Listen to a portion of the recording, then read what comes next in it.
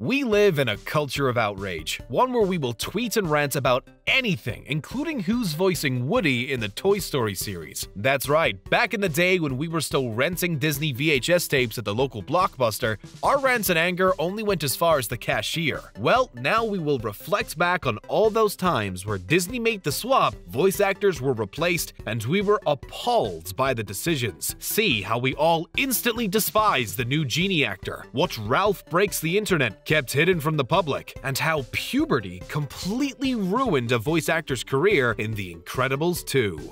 Mom, we have to find out what he was not.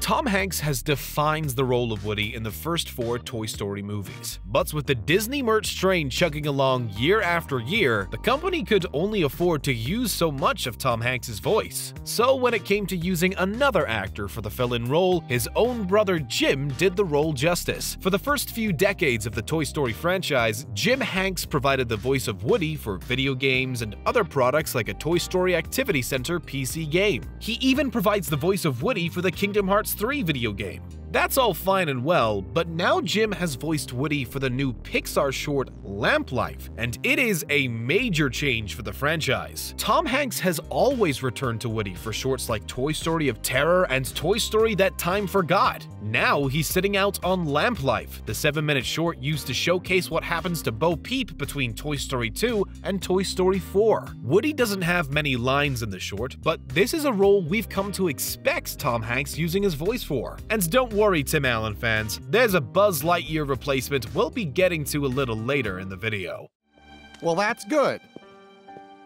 Because I know you, Buzz. You'll never lose heart when it comes to your friends.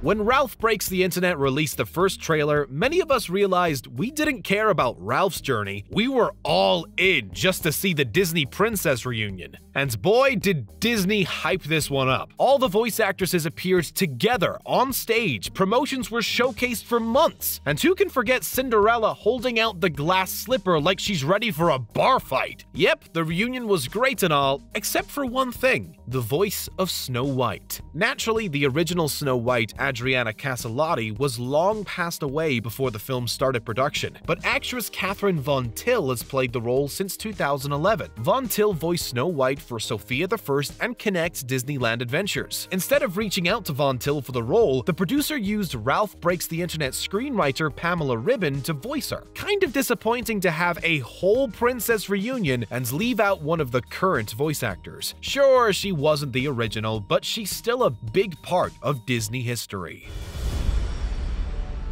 Robin Williams not only voiced the Genie in Aladdin, but he still remains one of the most iconic voice actors of all time. Don't believe us? Well, check out our short doc, Robin Williams' Voice of an Era, to see exactly why. Anyway, Williams stole the show when he played the Genie, and Disney was ready for a sequel. Only Williams was not. Due to some behind-the-scenes drama, Williams bowed out of Return of Jafar. His replacement? Homer Simpson!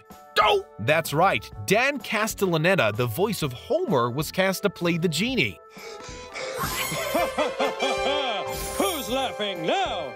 While Castellaneta is a voice acting legend in his own right, literally no one could have replaced Williams. Disney should have shelved the project until Williams came back. Yes, it's that important. At least they made up for things with Aladdin and the King of Thieves. Williams voiced the Genie again and all was right in the world. They should have just dubbed him over for the sequel as well. Then we could enjoy the whole Aladdin trilogy as it was meant to be. Kermit the Frog has been an iconic puppet and voice for multiple generations now, so when Disney purchased the Muppets, they did the right thing by keeping a majority of the original puppeteers, including Kermit's actor Steve Whitmire. Whitmire was doing the voice and puppeteer for Kermit since Jim Henson passed away and is known for his iconic portrayal of the character in films like Muppet Treasure Island and 2011's The Muppets. Well, in 2017, Kermit the Frog was fired, or at least Steve Whitmire was. Disney released released the puppeteer, claiming multiple incidents led to his release, including times on the ABC sitcom Muppets where he fought against Kermit's storylines. Whitmire supporters were shocked by the departure, especially because he was one of the few actors to portray the Green Frog after Henson's passing. There was no major casting call for Kermit, though. His replacement was found quick in another Muppet puppeteer. Matt Vogel is the current portrayer of Kermit, where you can see him perform at various Muppet live shows along with all those Facebook portal commercials. There is a ton of Muppet content being geared up for Disney+, where Vogel will help the green guy live on. When you're playing a younger character, sometimes your age and voice will change too much to continue production. Other times, you could be as lucky as Yeardley Smith and voice Lisa Simpson for over 30 years of The Simpsons. Well, in the case of The Incredibles, the 14-year difference between the first movie and the sequel was a bit too long for voice actor Spencer Fox. Fox voiced Dash in the movie along with spin-offs like the official Incredibles video game. Considering how the sequel takes place directly after the events of the first film, Fox's voice changed way too much for the role. He was replaced with actor Huckleberry Milner. Milner did the role justice, but if you watch them back to back, you can definitely hear the difference between the two. The funny part about the role is that actress Sarah Vowell returned to voice the teenage Violet again. You're not sticking me with babysitting! This is why adults are often cast as children. They keep the legacy of the characters without the needs to constantly hire new actors. When Tarzan first came out in 1999, Disney was in a home video boom as they sold VHS tapes, DVDs, and built content for the Disney Channel. So with this, pretty much every movie either got a straight-to-video sequel or a Disney Channel sequel. Tarzan got both. Not only did they release a prequel, Tarzan 2, but they attempted to show Tarzan and Jane. Well, the show didn't get picked up, so Disney tacked together the first 3 episodes and released it as a movie. And yes, it was abysmal. Not only were original voice actors Tony Goldwyn and Minnie Driver recast with poor replacements in the form of Michael T. Weiss and Olivia d'Abu, but the actual characters themselves were changed and a shell of who they represented from the original movie. The animation quality went downhill as well. The Tarzan video game for the PS1 was a better experience than this rushed and highly disappointing movie. Who cares if Tony Goldwyn mostly just grunted in the movie? We can tell the difference. Kingdom Hearts 3 turned out to be one of the most ambitious releases in the whole series. With next-gen graphics and Disney worlds based off movies like Frozen, Toy Story, and Monsters, Inc., they really created an immersive and spectacular game. There's just one part that really catches you off guard. No, not Jim Hanks' Woody. We don't mind that in the video game world. The major problem comes in the form of Jack Sparrow. The game created an incredible likeness of Johnny Depp's Jack Sparrow, only to hire a different guy for the voice acting. Jared Butler steps into the role of Sparrow, but no one could recreate Depp's iconic voice. It's different if someone is recast for an animated role, but the character is literally Johnny Depp in a costume, and someone else is voicing him. Butler tries his hardest, but something just feels off. He has played the role of Sparrow in several other Pirates of the Caribbean games, but maybe it's the realistic graphics that really triggered the annoyance. Captain Jack Sparrow. Also, the game was able to get Kristen Bell as Anna, Tate Donovan as Hercules, and Jim Cummings as Winnie the Pooh. All they needed was Johnny Depp in the studio for a few hours to record some lines.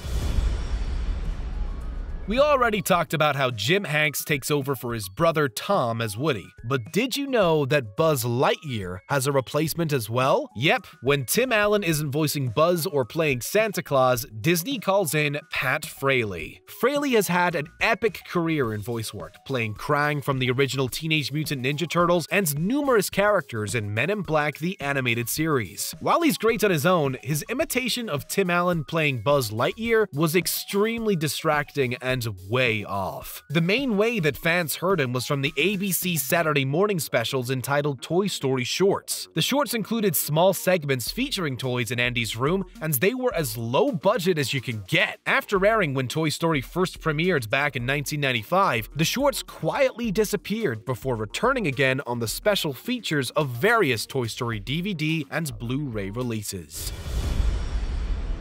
While it was weird hearing new voices behind Timon and Pumbaa in the live-action remake of The Lion King, the whole real-life animals thing was weird in general, so our beef isn't with that. We're looking at you, Timon, and your original voice actor, Nathan Lane. Lane's distinct voice brought Timon to life, including his rendition of Can You Feel the Love Tonight? When Disney announced they were making a Timon and Pumbaa spin-off, we were pretty ecstatic that the original voice actors would return. Only it was all a big tease. Nathan Lane only voiced Timon for 10 episodes before the show pretty much dumped him for a cheaper voice actor in the form of Kevin Schoen. The show would go on to produce a total of 85 episodes, so that gives us 75 without Nathan Lane. What gives? He voiced Timon for the strangest stuff, including various PSA commercials and educational videos like Timon and Pumbaa's Wild Adventure Live and Learn. He could have easily continued on as Timon, just a couple minutes into any Timon and Pumbaa episode, and we know if it's an imposter or not.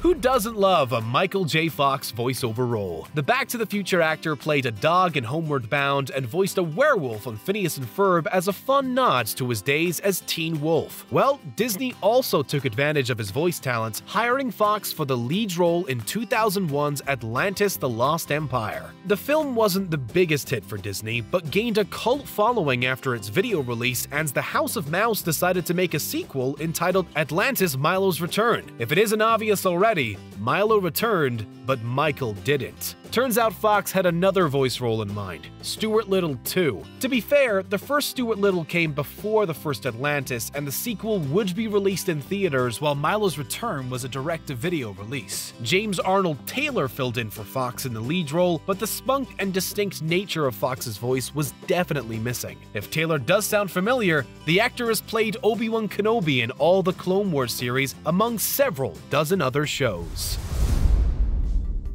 Okay, admit it now. Which voice actor change outraged you? Did you notice any of them right away? Does Jim Hanks make a good Tom Hanks replacement? Well, let us know in the comments below. Thanks for watching, and don't forget to subscribe to Screen Rant for more great content.